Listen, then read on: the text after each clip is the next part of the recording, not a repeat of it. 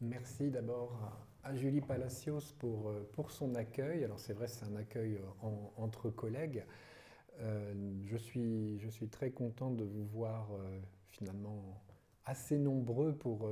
encore écouter 1 heure de conférence sur Napoléon, après une année qui a été plutôt riche sur le personnage, bicentenaire oblige. Donc ce qui prouve que finalement il y a encore des personnes qui veulent en apprendre et en entendre sur Napoléon. Il est vrai que c'est un bicentenaire un peu en demi-teinte parce que crise sanitaire oblige, mais aussi ce qui représente parfois une excuse un peu commode. Et outre cela, il y a eu, je dirais, quelques débats qui ont un peu tourné en rond et une sorte d'effervescence médiatique qui finalement a plutôt parasité le bon cours, je dirais, des travaux historiques, et c'est plutôt à regretter parce que s'il est vrai qu'il n'est pas question aujourd'hui de faire de Napoléon la statue qui a été la sienne au cours du siècle qui a précédé, je dirais que les travaux de recontextualisation du Premier Empire, mais aussi de la Révolution, permettent aujourd'hui d'avoir une vision, je dirais, nuancée et au-delà même des simples polémiques, d'une vision, je dirais, correcte, juste et honnête du personnage, mais d'un personnage qui est, rappelons-le tout de suite, afin d'éviter tout anachronisme et toute lecture, je dirais, biaisée, un personnage qui est ancré dans son temps. Et ce temps-là, ce n'est pas le temps d'aujourd'hui, c'est le temps de 1789, de celui également de l'Ancien Régime qui précède, et le temps qui est celui ensuite qu'il va imprimer, bien entendu, lui-même comme chef de l'État, mais aussi d'un réseau et d'un système clanique et familial qui est la famille Bonaparte, et que toute cette multiplication et cette addition des temps constitue ce qu'on appelle une époque qui, certes, est encore, je dirais, matériellement proche de la nôtre en raison des textes juridiques, législatifs,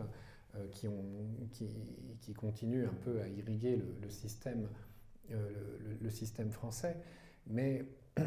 néanmoins, voilà, la conférence que j'ai la chance de présenter ce soir à l'invitation de l'UOV reste une conférence historique et non pas en effet l'objet, je l'espère, de répondre à des polémiques qui sont en réalité présentées souvent, je ne dis pas qu'il y a de mauvaises ou de bonnes polémiques, mais présentées uniquement sous un certain angle, et souvent, je dirais, d'un angle stérile, puisqu'il nous oblige uniquement à convoquer notre regard et notre morale d'aujourd'hui. Donc il est vrai que l'historiographie napoléonienne a vécu au cours des 20 dernières années une sorte de dynamisme qui n'avait pas été le sien depuis très longtemps. Alors, on va tout de suite, bien entendu, rendre à César ce qui lui appartient, c'est-à-dire, bien entendu, en citant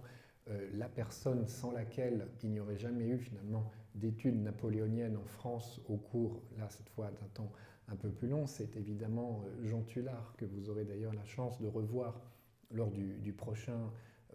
Salon du Livre. Et il est vrai que Jean Tullard a tout de suite commencé ses travaux dans les années 60 en convoquant la figure de Napoléon sous l'angle de la légende dorée, mais aussi de la légende noire du personnage, de manière à montrer en effet qu'il y avait d'abord vocation à étudier le personnage sous l'angle des différentes représentations qu'il avait imaginées, mais aussi celles, et caricaturales souvent, qui lui avaient été accolées par ses adversaires. Et c'est vrai que sans ce travail fondamental, eh bien, toute la suite, que ce soit sur le registre politique, économique, social et évidemment militaire, même si cette partie-là, évidemment, a beaucoup trop fait d'ombre, je dirais, au reste de nos travaux d'historiens, eh bien, pouvait aller de soi. Et l'intérêt aujourd'hui, je dirais, pour un historien qui travaille sur cette période, en 2020, comme j'ai pu avoir cette chance, même s'il faut remonter un peu plus loin pour ce qui me concerne,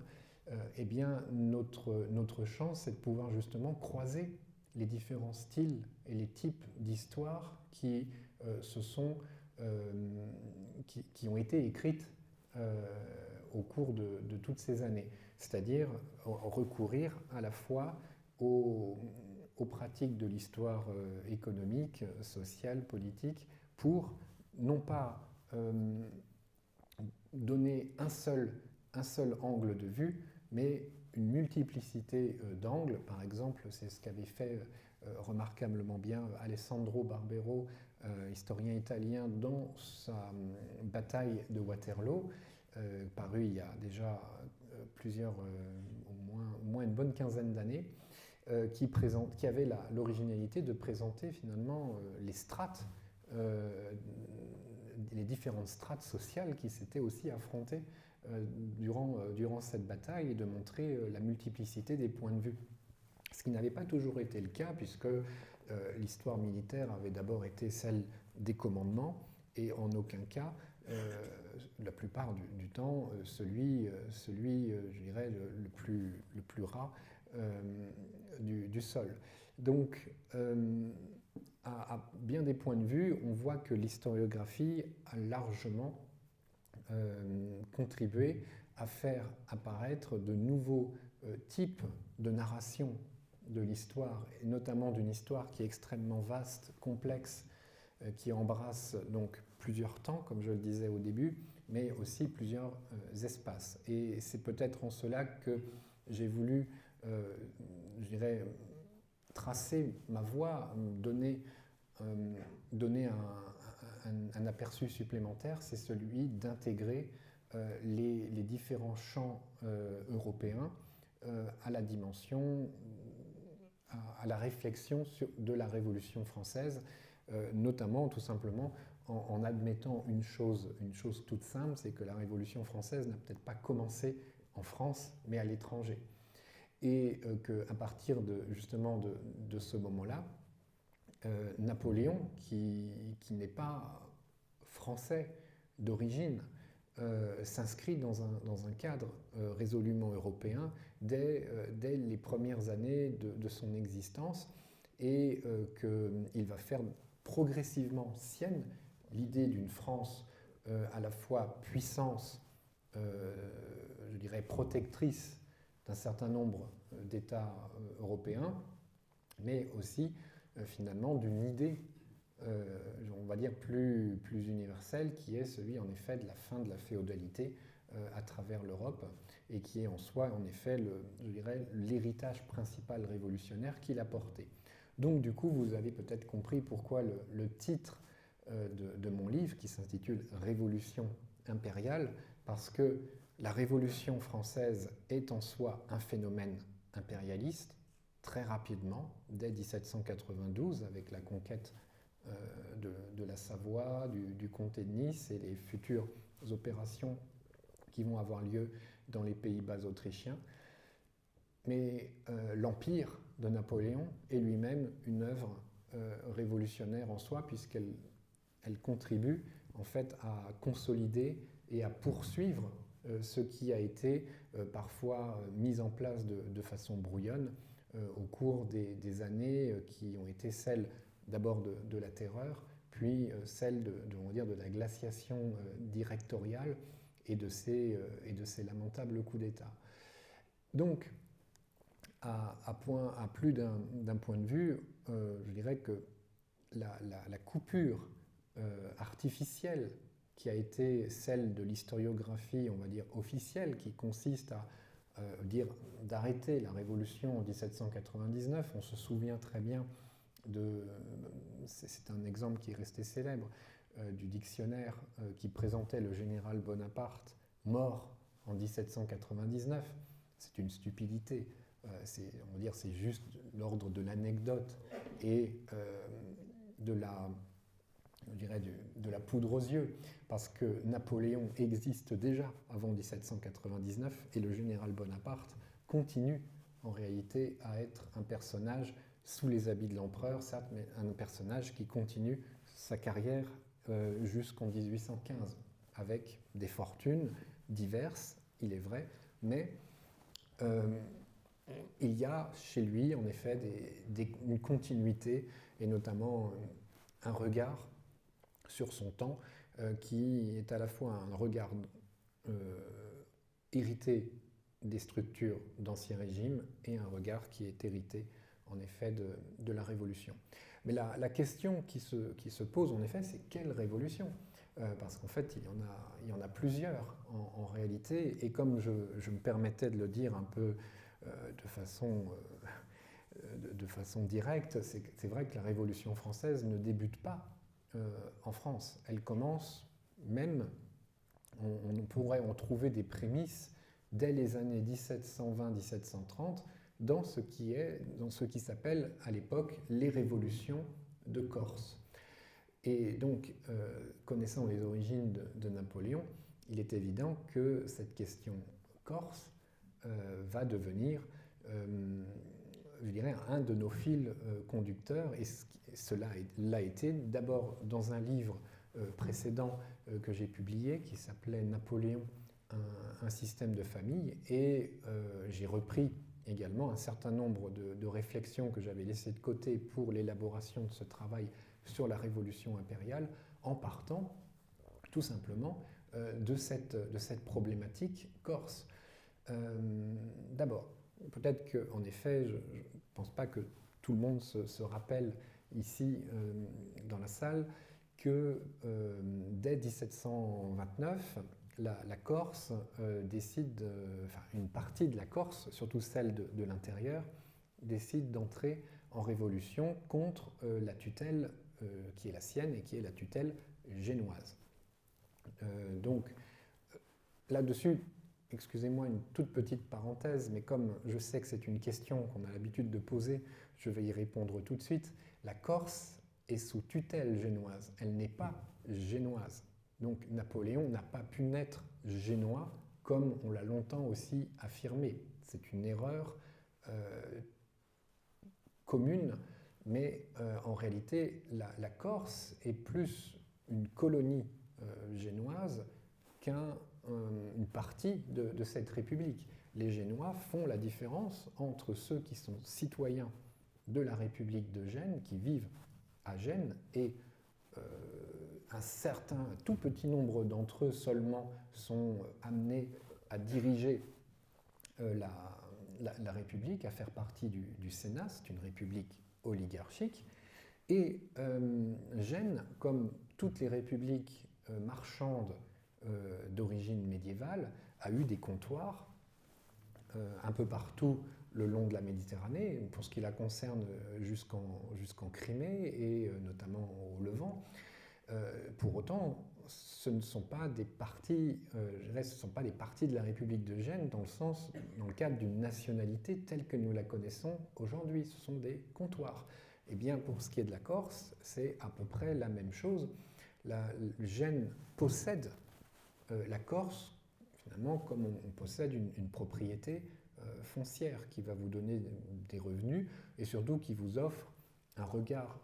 sur la Méditerranée qui est extrêmement important puisque c'est un peu une sentinelle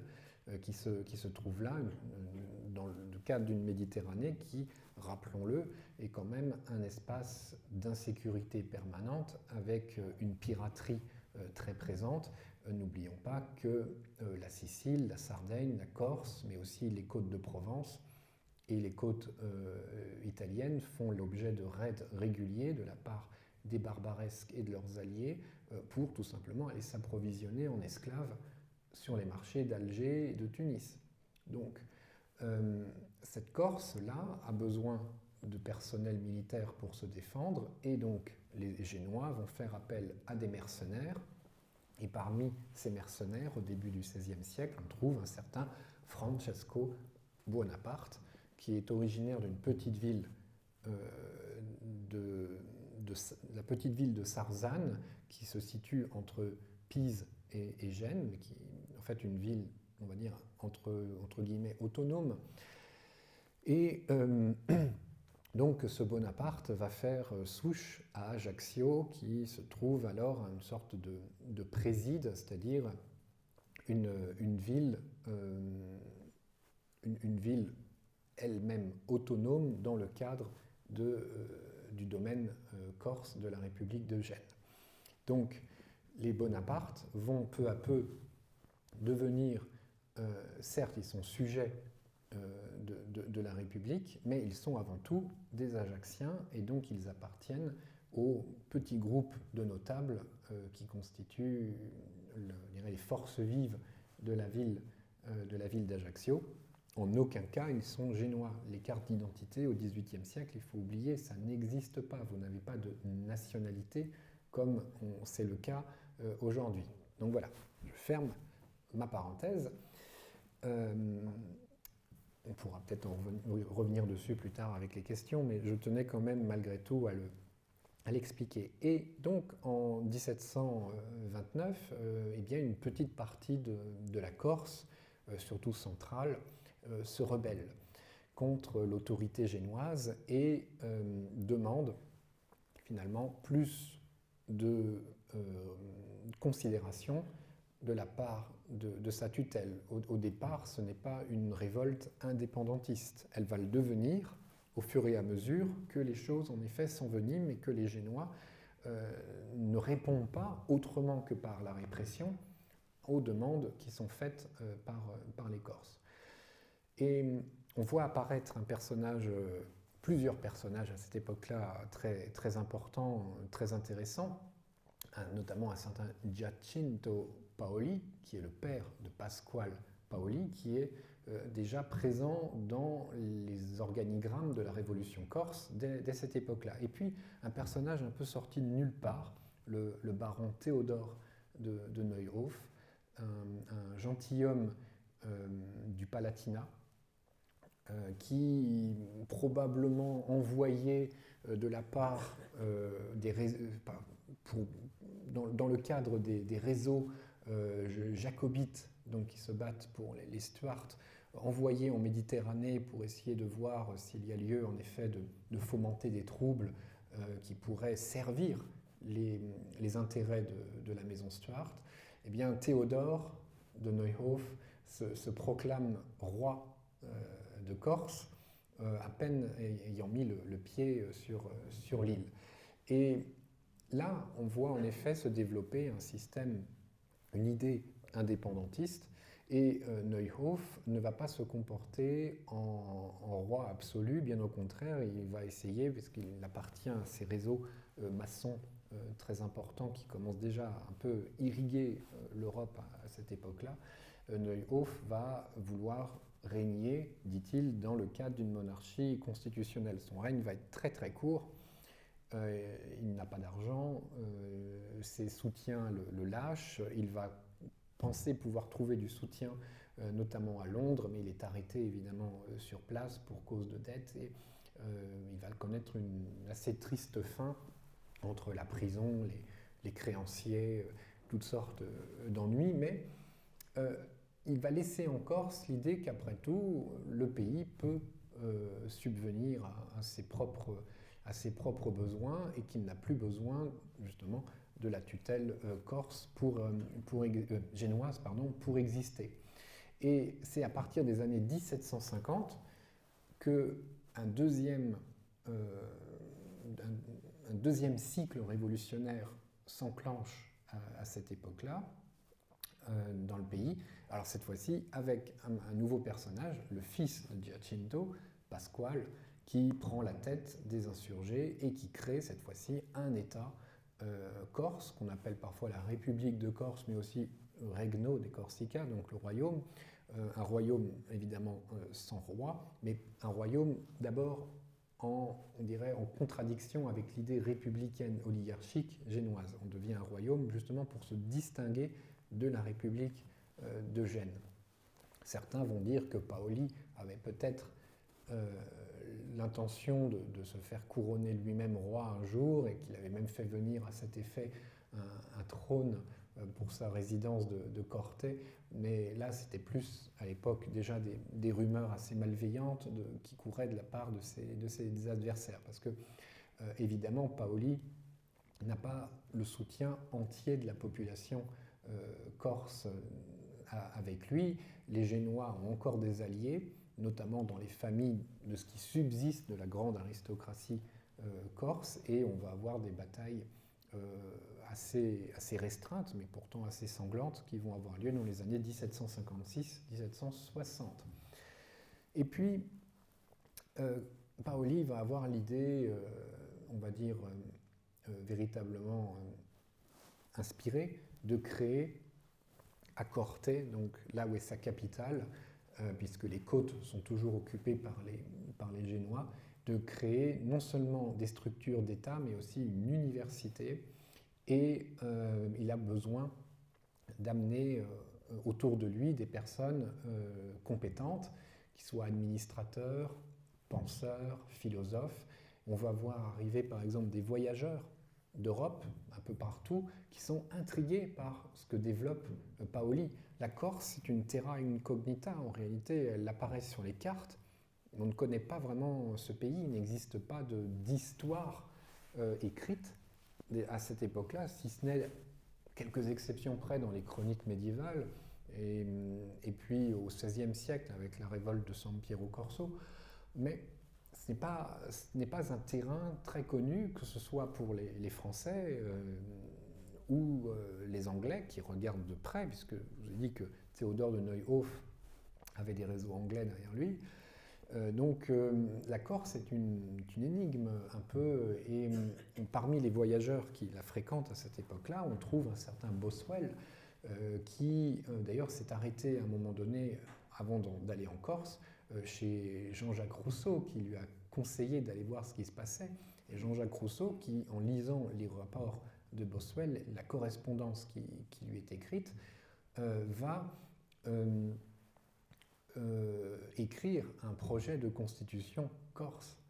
Donc, comme on le voit, ce projet révolutionnaire, il existe dès 1755 avec la perspective, je dirais, d'une internationalisation de cette question corse.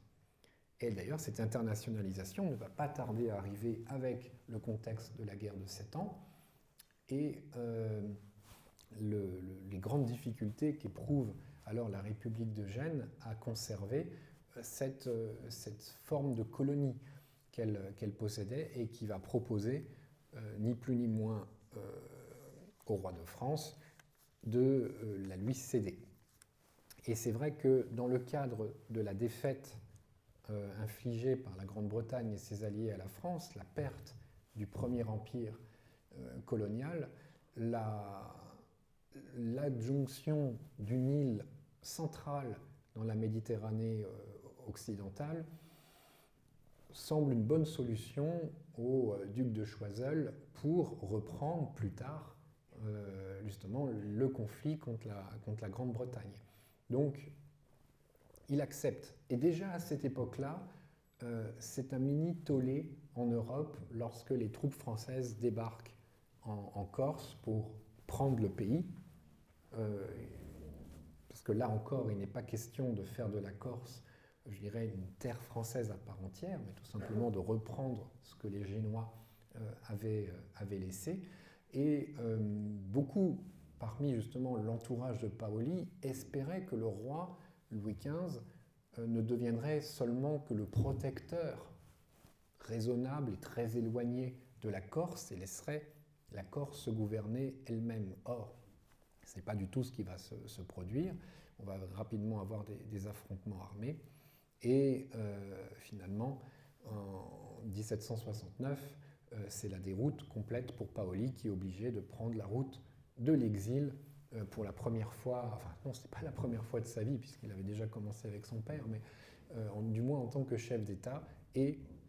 il va trouver asile en Angleterre, où un fort parti en sa faveur s'était développé, notamment au sein du parti Whig, c'est-à-dire ceux qui font office d'opposition aux conservateurs à l'époque. Et il laisse derrière lui un certain nombre de personnes, dont un certain Charles Bonaparte. Et Charles Bonaparte, c'est donc le père de Napoléon, va rallier en effet les Français. Pas par, je dirais, par gaieté de cœur, plutôt par nécessité et intérêt, parce qu'il n'a pas les moyens financiers de suivre évidemment Paoli dans un coûteux exil en Angleterre. Et Paoli n'a pas les moyens d'entretenir non plus, il va percevoir une pension de la Grande-Bretagne, mais pas suffisante pour avoir une cour autour de lui, comme c'était le cas à Corté. Et donc Paoli d'ailleurs a bon espoir que, en restant sur place, les gens qui l'avaient servi, qui avaient adhéré à ses idées, continueraient à porter le projet qui avait été le sien d'une liberté pour le peuple corse, et en laissant des partisans sur place, même s'il ne les incite pas à la rébellion armée, bien au contraire, il sait qu'une rébellion n'aurait aucune chance de réussir, eh bien, il pense qu'en effet, ces idées vont infuser. En fait, elles ne vont pas seulement infuser, elles vont surtout se dissoudre et s'implémenter à d'autres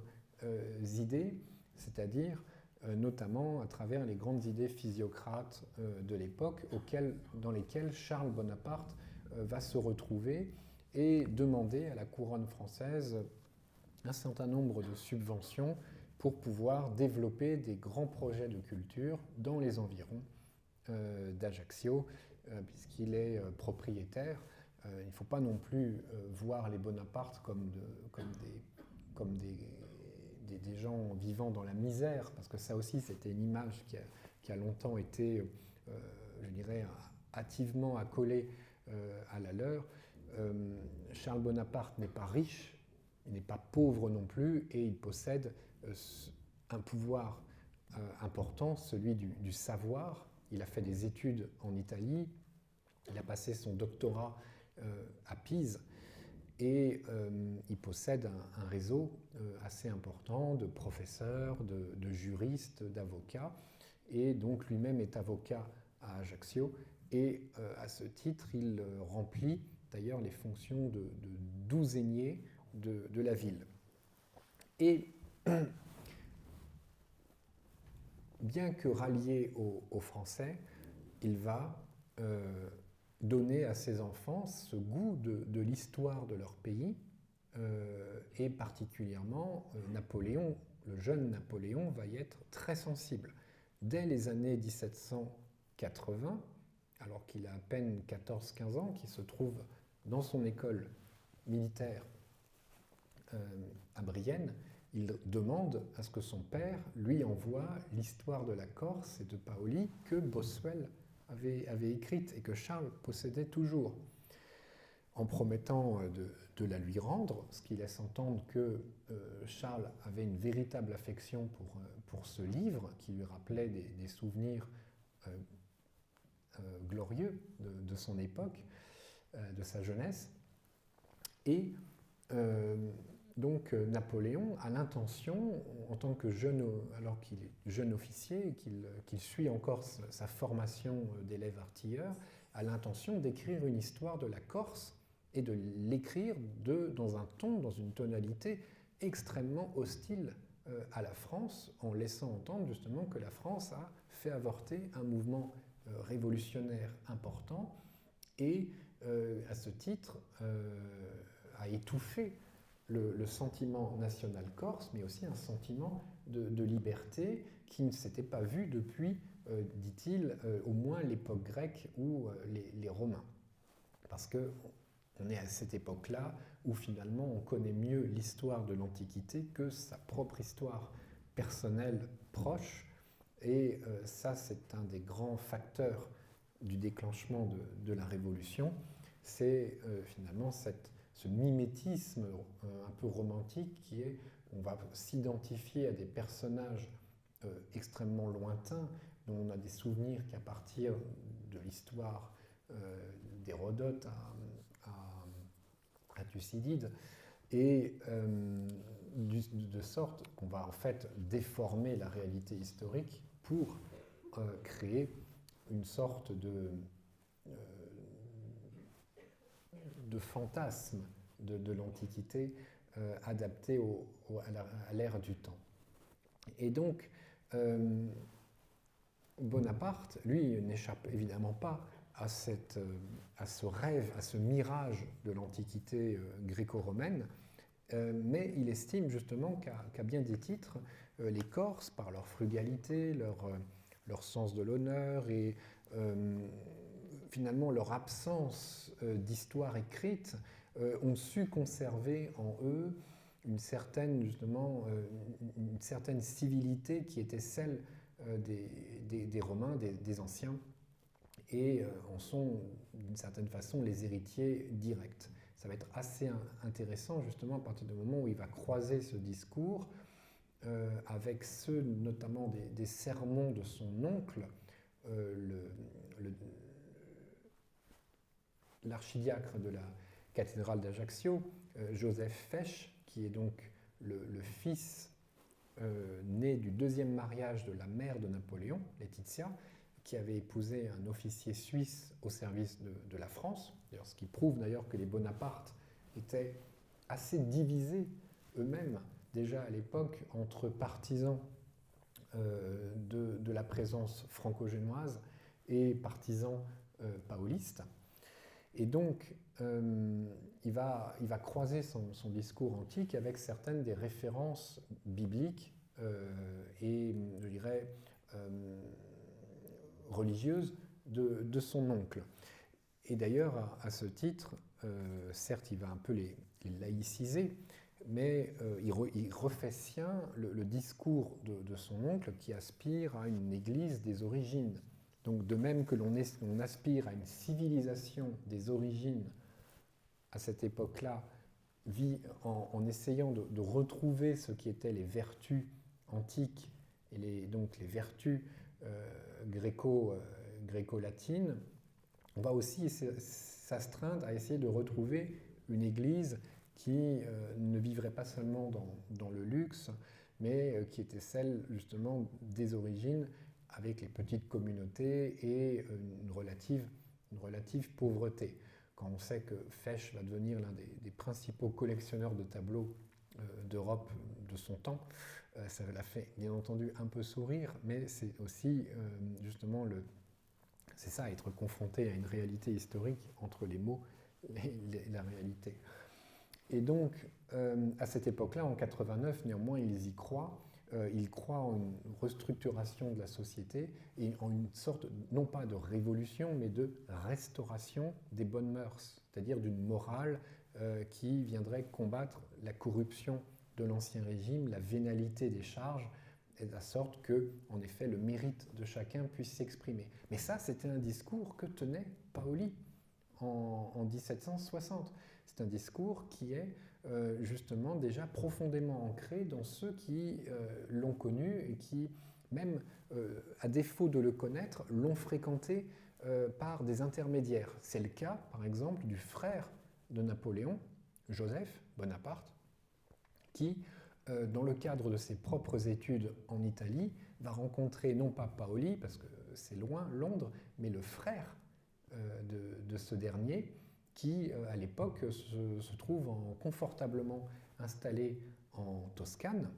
et qui, d'ailleurs, anime une sorte de réseau d'espionnage, à la fois pour le compte des Anglais, mais aussi pour son propre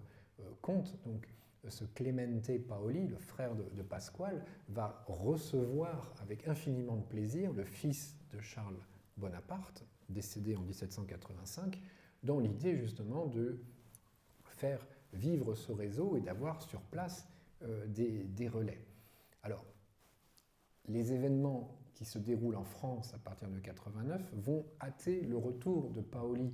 en Corse, et un Paoli, on va dire, néanmoins chargé par les années et qui a un peu vu s'éteindre sa flamme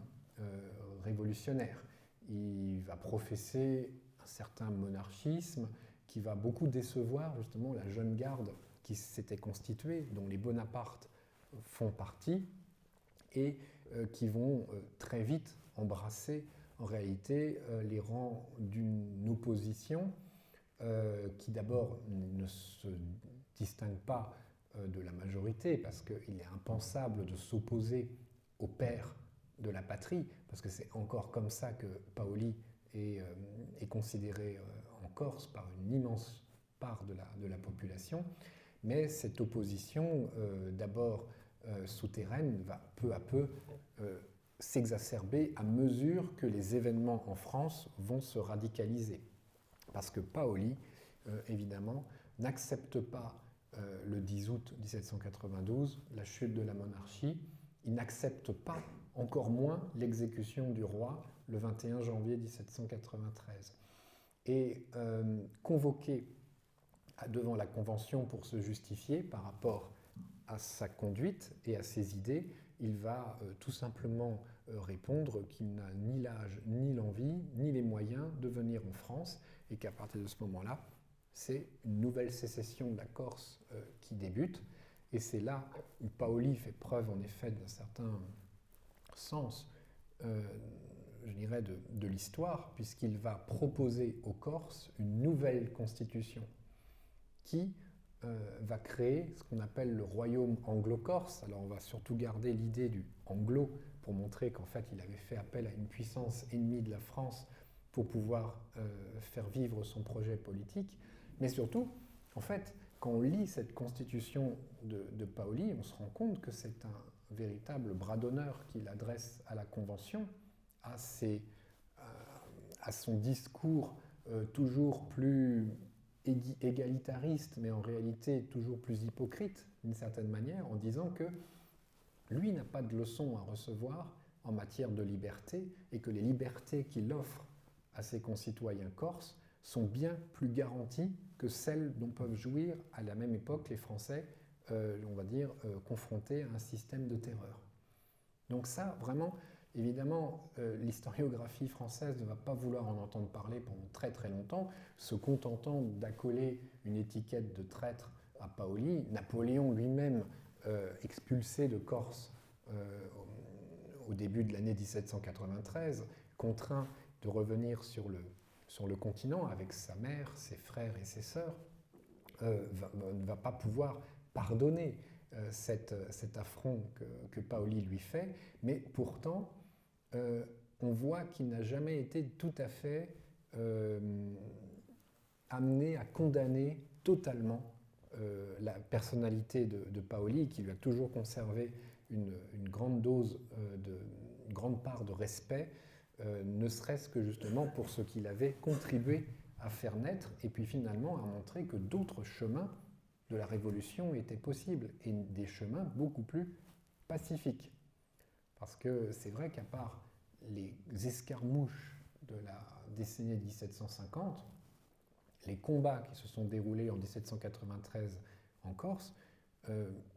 Paoli est nettement plus pacifique en réalité que Robespierre qui, lui, en France, fait étal de grands discours combattant la guerre, mais finalement ne va pas réellement laisser va laisser un certain vide entre ses propos et la réalité de la politique qu'il conduit. Donc, c'est vrai qu'on oppose souvent les figures de Robespierre et de Danton. Moi, j'opposerais encore plus volontiers les figures de Paoli et de Robespierre pour montrer justement qu'il y avait deux axes possibles et pas seulement je dirais la fracture entre fédéralistes et jacobins, centralisateurs qu'on a pu voir présenter. Et donc, cet héritage ne va pas être évidemment revendiqué par Napoléon, mais on va en retrouver évidemment certaines traces dans son action, et notamment son action politique en Italie à partir de 1796-97, puisque à partir de cette époque-là, il va s'évertuer à promouvoir une révolution beaucoup moins radicale que celle qui a traumatisé plusieurs générations de Français et pour lequel le pays va avoir beaucoup de mal à se remettre pendant des années. Il suffira de dire le mot jacobin pour créer une sorte de psychose, notamment dans les provinces, un peu moins à Paris, mais il faut imaginer en effet que, à bien des égards, la terreur a laissé des traces profondes, surtout dans les mentalités. Et une peur de la dénonciation, une peur de toutes sortes de châtiments qu'on ne mérite pas d'ailleurs, parce que les procès étaient truqués, puisqu'il suffisait d'une déclaration, on allait interroger les enfants. Cela, à bien des égards, Napoléon l'a très bien compris et très bien assimilé, justement pour ne pas, on va dire, répéter ses erreurs, du moins de façon trop flagrante. Par exemple, son frère Lucien, qui se fait appeler pendant la partie la plus radicale de la Révolution Brutus,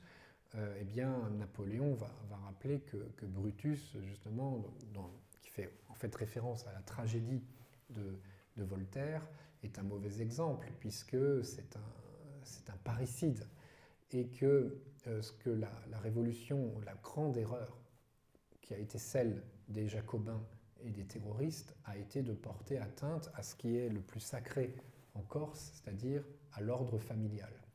notamment en demandant aux enfants de dénoncer leurs parents. Et ça, c'est une grande constante qu'on va trouver d'ailleurs dans des rapports plus ou moins factices distribués après la Restauration contre justement des personnes qui auraient pu être opposantes aux Bourbons en disant qu'ils ont dénoncé leur père sous la Révolution. Mais ces interrogatoires ont existé. J'ai retrouvé trace, par exemple,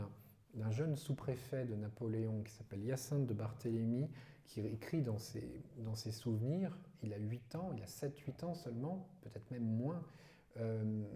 son premier souvenir de la Révolution, c'est un représentant du comité de salut public qui l'interroge sur les opinions politiques de ses parents. Donc cela, c'est quelque chose d'insupportable pour une société qui s'est entièrement construite sur la cellule familiale, que ce soit en Corse, en France, en Italie, en Allemagne. Et c'est contre cela, en fait, que va se nourrir, bien sûr, le discours contre-révolutionnaire, mais aussi dont va se méfier Napoléon, qui néanmoins estime que les grandes lignes, celles de la liberté de l'individu, et notamment tout ce qui est ses corollaires économiques et sociales, ne doivent pas être remises en cause dans le cadre d'une restauration, parce que les restaurations qui ont lieu, les contre-révolutions qui ont lieu notamment en Italie à partir de 1799 montrent qu'elles peuvent être encore plus violentes que la terreur jacobine. Ça c'est une grande idée forte de Joseph de Maistre, le grand penseur de la contre-révolution, c'est l'idée du balancier. C'est que plus votre balancier ira à gauche, plus il ira fortement à droite au moment où il va subir le poids de l'équilibre et se déporter vers l'extrémité. Et c'est exactement ce qui se passe en 1799 dans les pays italiens, notamment, avec une répression absolument féroce dans le royaume de Naples, mais pas seulement, parce qu'on a longtemps uniquement considéré la contre-révolution napolitaine. Vous avez aussi celle qui se déroule à Milan, celle qui se déroule à Florence, la pacifique Florence, qui sont extrêmement violentes, où on voit apparaître, et ça c'est aussi une des conséquences de la Révolution française, on voit apparaître des systèmes policiers qui n'existaient pas auparavant dans les pays européens, que ce soit en Italie du Nord, dans les principautés allemandes, en Hollande, etc., etc., on voit apparaître des systèmes policiers qui sont répressifs, qui justement s'enquièrent tout le temps de ce qui se dit, de ce qui se trame. On essaye justement de percer à jour des complots, le plus souvent d'ailleurs imaginaires. Ce sera le cas même avec l'exécution du duc d'Enghien en 1804, parce qu'on va rafler autour du duc d'Enghien 120 personnes qui souvent ne se connaissent pas les unes les autres, mais c'est pas grave, on va les comprendre ensemble. Eh bien, ce système policier qui se développe à partir de 99 n'a aucune morale en soi. Il peut servir un régime républicain comme il peut servir le lendemain le régime royaliste restauré. Et par contre, il va utiliser toujours la même méthode. Donc, évidemment, là on le voit, l'Europe est véritablement entrée dans une nouvelle dimension. Et c'est en cela que la révolution est un phénomène en effet impérial, puisqu'il touche en réalité un certain nombre de pays, et à commencer bien sûr par les voisins de la France, mais bien petit à petit va se développer au-delà. Donc, Napoléon, évidemment, porte une responsabilité assez importante, notamment dans le cadre de la conquête de l'Italie à partir de 1996, mais aussi de la perte de l'Italie qui s'est construite sur les errements de l'administration qu'il a mise en place, qui s'est révélée une administration très insuffisante. Et c'est pour ça qu'à partir de 1800, au moment où il a toutes les cartes en main, il va justement réfléchir à un système qui non seulement va s'intégrer dans le cadre d'un projet de paix progressive, puisqu'on signe des traités à la force de la baïonnette avec l'Autriche d'abord, puis avec la Grande-Bretagne, ce qui va nous garantir une maigre année de paix entre 1802 et 1803. Mais néanmoins, il va essayer justement de favoriser ce contexte général de paix pour pouvoir développer de nouveaux systèmes étatiques. Alors d'abord en France, avec le succès que l'on connaît, mais également à l'étranger. Et en 1801, en conséquence du traité signé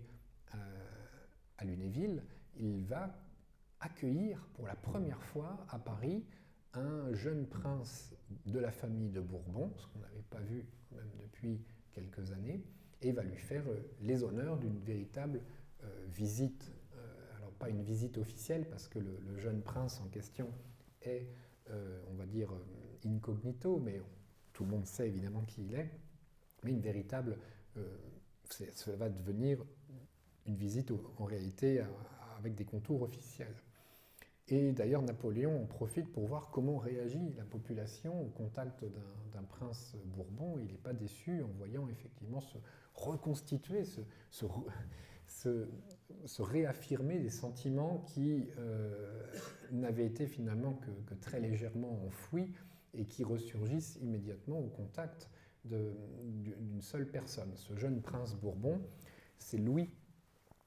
de Bourbon-Parme, qui va devenir le nouveau roi d'Étrurie. Alors là aussi, un peu un trou noir historiographique, de rares exceptions près, le royaume d'Étrurie n'a pas suscité beaucoup d'intérêt, parce que d'abord c'est un échec de Napoléon, mais surtout c'est la première fois que la République française recrée un royaume, certes à l'extérieur, mais dans le cadre d'une constitution en effet monarchique, et la création de la cour qui va avec, et de toute la symbolique qui est attachée. Même si Louis d'Étrurie n'est pas sacré roi comme pouvaient l'être les souverains de l'Ancien Régime, il n'en demeure pas moins un souverain catholique et héritier de cette pensée d'Ancien Régime. Donc l'Étrurie, c'est l'ancienne Toscane qui a été arrachée aux Habsbourg pour être donnée à cet héritier du duc de Parme, sachant que le duché de Parme, lui, devient, on va dire, une administration française, eh bien, néanmoins, il y a une sorte de vide qui entoure ce malheureux souverain qui, par ailleurs, est malade. On dit qu'il souffre d'épilepsie et de divers maux, et n'est pas une grande intelligence politique. Et donc, les malentendus qui vont naître de son règne, mais qui sont surtout accompagnés d'un certain nombre de problèmes d'ordre structurel, parce que rien n'a en réalité été prévu pour sa propre administration et son propre projet politique. Il est censé être protégé à la fois par la France et l'Espagne, mais en réalité, les deux pays sont tellement arc-boutés sur leur position, l'Espagne dans son ultra-conservatisme et la France dans son héritage de la Révolution, que l'Étrurie va payer les pots cassés en fait de cette mésentente entre alliés. Et donc, au bout de 3 ans, Louis Ier meurt très rapidement, c'est son fils qui lui succède sous la régence de sa mère, la reine Marie-Louise. On se rend vite compte que peut-être il serait bon de remplacer les Bourbons par des Bonaparte. Et c'est comme ça que Napoléon crée le système de famille qui va pouvoir s'amplifier à mesure justement de la recréation d'institutions, on va dire, d'inspiration monarchique, mais qui ne sont pas non plus un retour à l'ancien régime, aux anciens talismans, comme on disait à l'époque. Mais le fait que Napoléon puisse justement appeler ses frères également Majesté, en retour du titre qu'il lui donne, eh bien, est une garantie, là encore, d'un certain équilibre européen auquel il aspire, en donnant à ses frères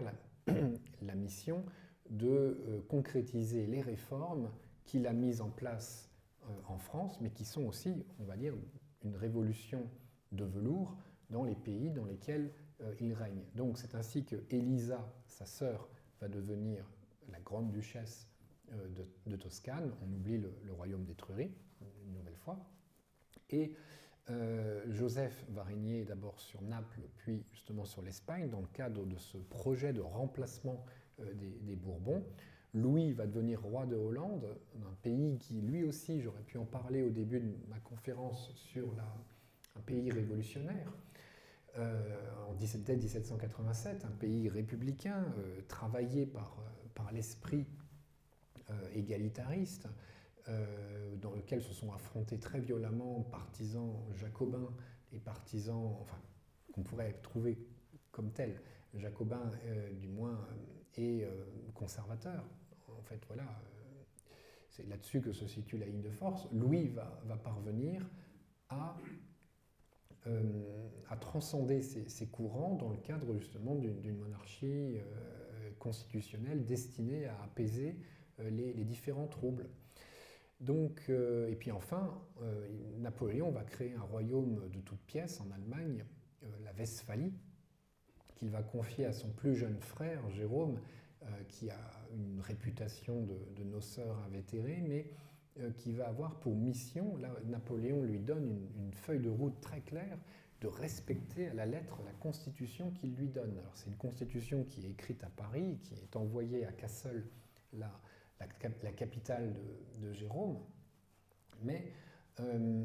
cette constitution est en effet extrêmement libérale, et Jérôme va se retrouver porteur d'un projet politique qui fait peur à ses voisins, les princes allemands absolus, qui, même s'ils sont devenus par la force des choses les alliés de la France révolutionnaire, du moins consulaire et impériale, mais qui reste dans son essence révolutionnaire, eh bien, Jérôme fait peur à ses voisins. Par exemple, lorsqu'il dit que dans l'armée westphalienne, il n'y aura pas de châtiment corporel, c'est la panique en Prusse et en Autriche, parce que tout le système militaire prussien et autrichien ne repose que sur la Schlag, comme on dit. c'est-à-dire la trique. Et ils sont obligés, ces voisins sont obligés de suspendre les châtiments corporels dans leurs armées pour éviter que justement il y ait des mouvements de mutinerie dans leurs troupes, parce qu'ils auraient entendu qu'en Westphalie, non, ça ne marche pas comme ça. Et c'est là que le système se grippe, se rouille, c'est-à-dire que la Westphalie, qui avait toutes les cartes en main pour devenir un royaume allemand de pointe, de progrès,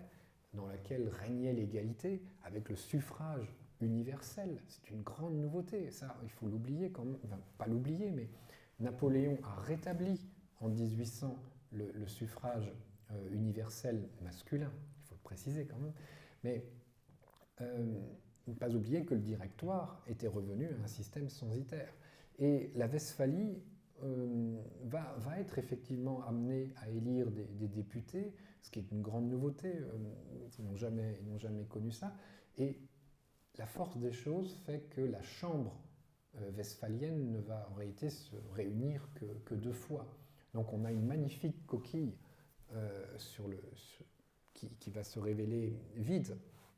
Et en fait, les circonstances militaires, les circonstances économiques, la crise du blocus continental fait que Jérôme n'est pas en mesure de pouvoir gouverner autrement que par, je dirais, la force et l'autorité. D'autant plus qu'il doit faire face à des mouvements assez forts de la part des courants conservateurs de son pays en faveur des anciennes dynasties qu'il a remplacées. Donc,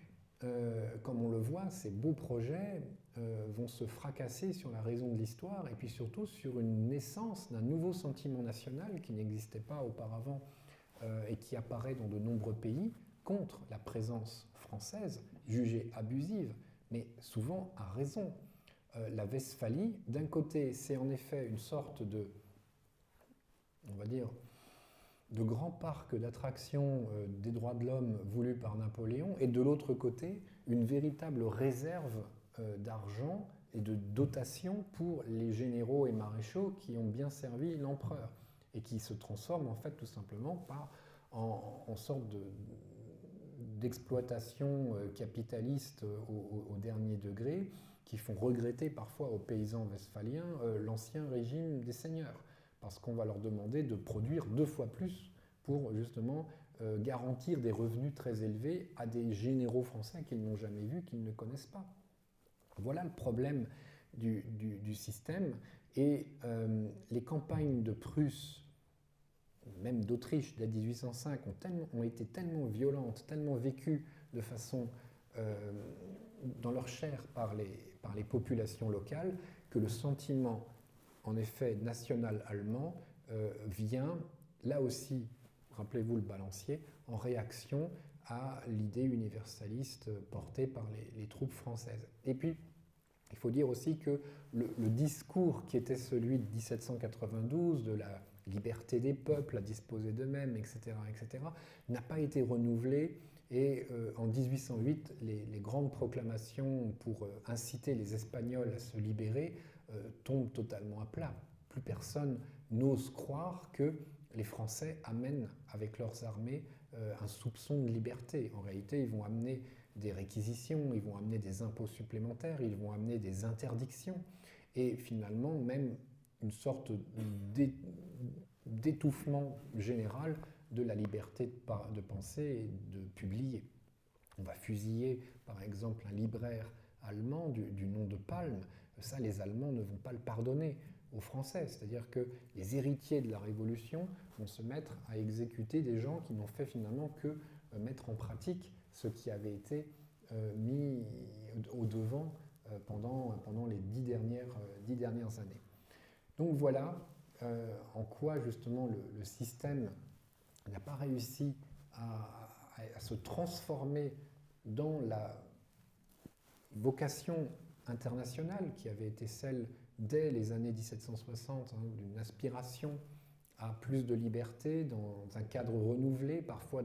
en imaginant une antiquité fantasmée. Et donc, à ce titre, évidemment, la voie était libre pour les grands penseurs de la réaction, Friedrich von Gentz en Autriche et en Prusse, Fichte, Joseph de Maistre, qui continue à représenter les intérêts du roi de Sardaigne en Russie, etc. etc. Je n'en ai que cité quelques-uns, mais cette voie libre va conduire tout droit à Leipzig en 1813 à une nouvelle bataille des nations dans laquelle le camp de la contre-révolution va s'affirmer vainqueur après 20 ans de défaite. Donc voilà le bilan de cette révolution impériale. Napoléon, très courageusement, disons-le, a accepté de prendre sur lui toute la part de négativité aussi de ce système. Il a assumé, comme il le disait très bien, qu'il assumait l'histoire de France dans sa totalité, et y compris par ses mauvais aspects. De même que Robespierre, en son temps, avait lui-même aussi assumé un discours parfaitement dual, complexe, avec d'un côté une aspiration à la liberté et de l'autre une répression féroce, en laissant entendre justement que le temps jugerait. Et c'est exactement ce que fait Napoléon, puisque lui-même le dit à cette époque-là, qu'il est vrai qu'il pense il pense sur des décennies quand ses frères et sœurs lui reprochent de ne pas penser tout de suite à leurs propres intérêts. Voilà, donc j'espère vous avoir donné des pistes pour bien comprendre quelles sont ces orientations historiographiques et quelles étaient justement les difficultés auxquelles peuvent se frotter un historien d'aujourd'hui qui essaye justement de prendre en compte des sources très diverses, et notamment les sources extérieures à la France, parce que le phénomène révolutionnaire n'est pas seulement vécu en France, mais vous l'avez bien compris, à l'étranger. Et donc, ne pouvant vous résumer évidemment 600 pages d'écriture, si jamais la question vous intéresse, eh bien, je vous recommande La Révolution impériale, ou sinon, évidemment, déjà ce qu'écrivait Jean Tullard, notamment dans sa biographie sur Murat, sur l'éveil des nations, qu'on en est toujours finalement à cette question sur la constitution des nations. Voilà, je vous remercie beaucoup de votre attention et je vous souhaite bonne soirée.